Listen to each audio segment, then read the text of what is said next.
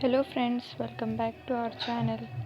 I am Rehnuma Khan and today we are going to learn a different type of signs, यानी जो भी हम विराम चिन्ह जिसे बोलते हैं हिंदी में, जो भी हम वाक्य पूरा करने पर जिन चिन्ह का यूज़ करते हैं या वाक्य में किसी भी जिन चिन्ह का प्रयोग करते हैं उनके बारे में आज पढ़ेंगे।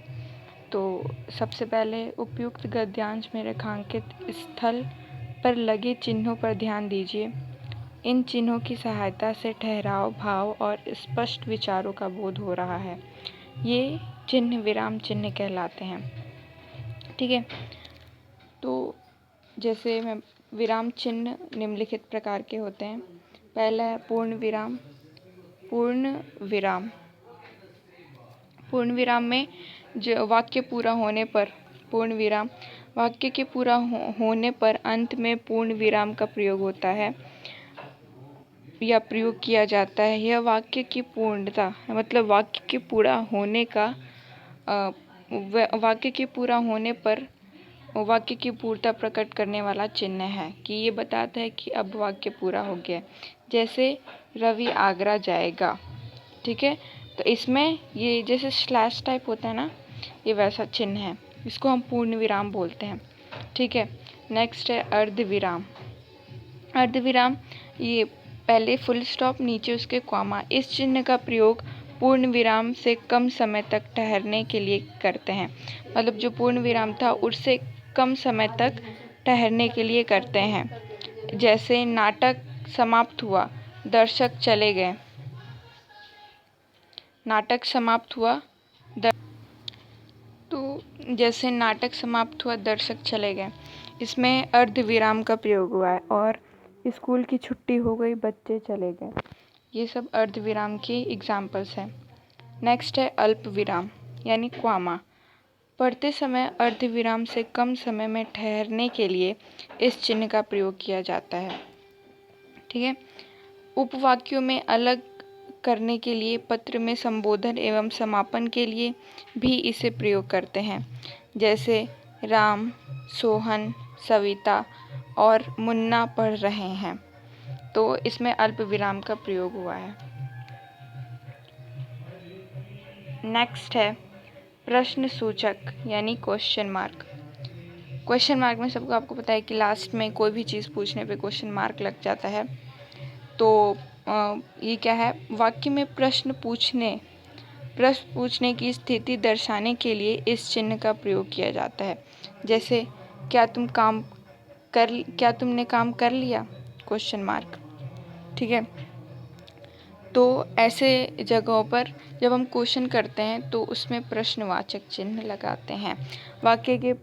वाक्य में प्रश्न पूछने की स्थिति दर्शाने के लिए इस चिन्ह का प्रयोग किया जाता है। नेक्स्ट है विस्मय सूचक यानी एक्सक्लेमेशन मार्क। विस्मय सूचक, इस चिन्ह का प्रयोग विस्मय, हर्ष, घृणा, खुशी, करुणा, शोक आदि भावों के लिए किया जाता है। यह चिन्ह वाक्य के मध्य अथवा अंत में प्रयुक्त होता है। जैसे इतनी लंबी दीवार, आह कितनी बड़ी पीड़ा हो रही है। ठीक है, इन सब में एक्सक्लेमेशन मार्क का यानी विस्मय सूचक चिन्ह का प्रयोग किया गया है। नेक्स्ट है उद्धरण चिन्ह, जिसमें एपोस्ट्रॉफी एस जैसे एपोस्ट्रॉफी एस होता है उसका प्रयोग करते हैं।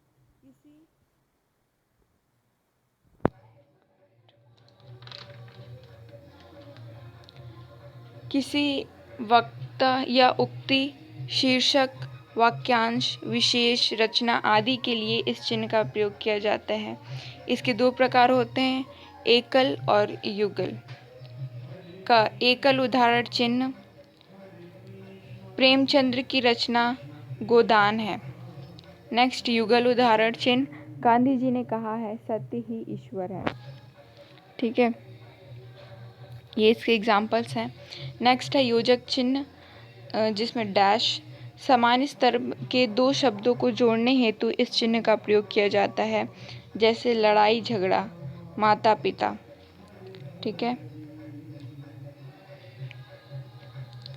नेक्स्ट है संक्षेप सूचक चिन्ह यानी फुल स्टॉप। शब्द को संक्षिप्त रूप में लिखने के लिए संक्षेप सूचक चिन्ह का प्रयोग किया जाता है।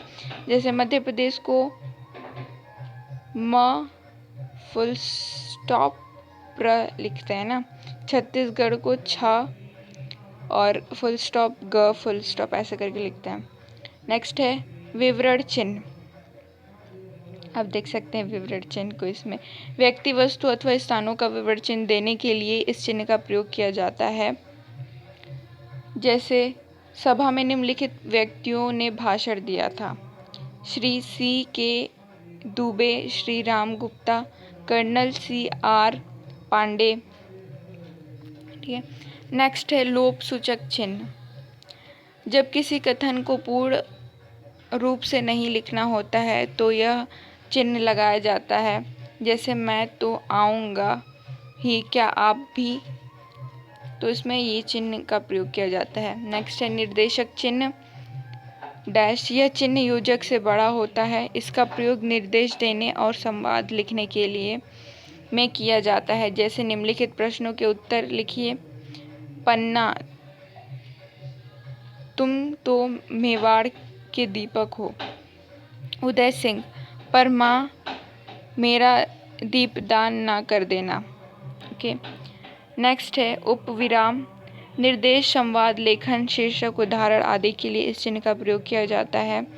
जैसे विज्ञान, वरदान या अभिशाप। नेक्स्ट है त्रुटि पूरक। जब लिखते समय बीच में कोई शब्द छूट जाए उस स्थान पर यह चिन्ह लगाकर शब्द लिखा जाता है। जैसे पानी गरम हो गया, पहले पानी हो गया, गरम भूल गए थे तो पानी गरम हो गया। This is last. Okay, thank you for watching.